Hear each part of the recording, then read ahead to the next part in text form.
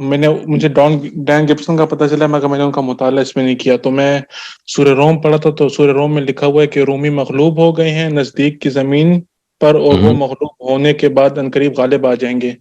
जब इस आयत को पढ़ें तो अगर तो देखें पेट्रा जो है, मुझे पेट्रा का इतना खास नहीं पता, मगर जब देखें पेट्रा पेट्रा रोम से 3850 किलोमीटर पे पड़ता है।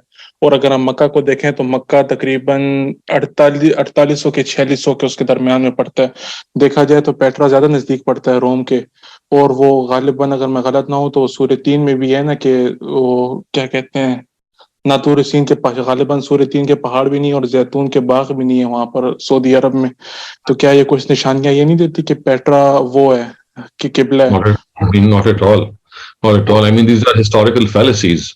I mean, established history tells us that the surah which was revealed, which tells us that the Romans, they would once again, I mean, they have been subjugated at this time, but against the Persians.